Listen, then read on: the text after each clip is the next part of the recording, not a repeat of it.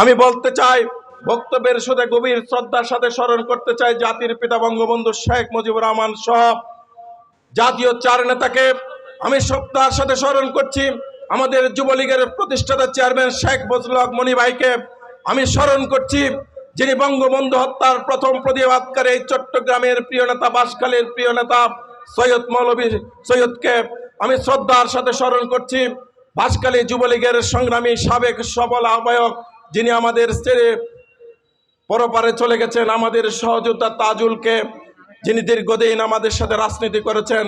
সাথে সাথে বলতে চাই, আজকে বাঁশখালী যুবলীগ যে সুশৃঙ্খল যুব সমাবেশ আমাদেরকে উপহার দিয়েছে, সেই জন্য আপনাদেরকে ধন্যবাদ এবং অভিনন্দন জানাচ্ছি।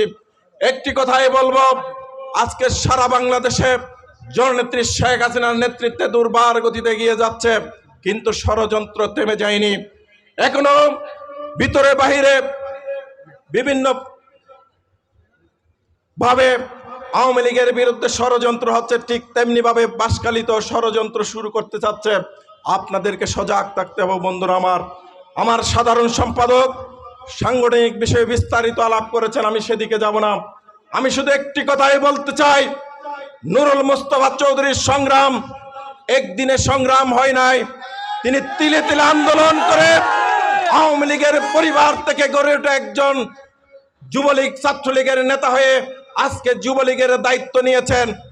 তিনি দায়িত্ব নিয়ে এই বাঁশখালী যুবলীগকে দীর্ঘদিন আঁকড়ে থাকার জন্য তিনি আসে নাই। আমরা তাকে দায়িত্ব দিয়েছি। আপনাদের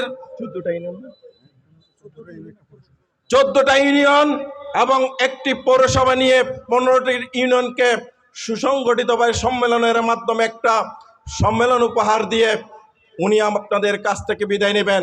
উনি যদি ভালো কাজ করতে পারেন, যুগ্ম আহ্বায়করা যদি ভালো কাজ করতে পারেন, সম্মেলন হবে। আমাদের কেন্দ্রীয় নেতৃবৃন্দ এই সম্মেলনে উপস্থিত থাকবেন। সেই সম্মেলনে যদি আপনারা উনাদেরকে আবারও সভাপতি, সাধারণ সম্পাদক হিসেবে আপনারা নির্ধারণ করতে চান আপনাদের মূল্যবান ভোট দিয়ে, তাহলে ওনারা থাকবেন। অন্যথায় আমাদের কোনো পছন্দ বাঁশখালীর মাটিতে নেই।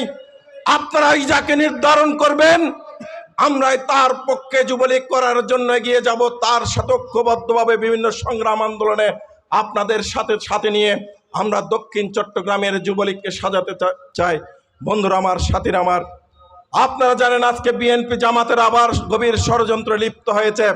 তারা কিছুদিন আগে বলেছে এখন অনেক গরম পড়ছে, গরমের পরে আন্দোলন হবে। এখন আকাশে আবার মেঘ দেখা যাচ্ছে, ওনারা বলবেন বৃষ্টি হচ্ছে, বৃষ্টির পরে আন্দোলন হবে। এইভাবে তাদের দিন চলে যাবে। বিএনপি কোনোদিন আর আন্দোলন করতে পারবে না। কিন্তু আপনাদেরকে সজাগ থাকতে হবে। ওই 1971 সালের পরাজিত শত্রুরা তারা কিন্তু বসে নেই। তারা বিভিন্নভাবে আওয়ামী লীগের সাইনবোর্ড ব্যবহার করে যুবলীগের পতাকা ঐক্যবদ্ধ হয়ে আপনাদের ভিতরে বিবাদ সৃষ্টি করবে।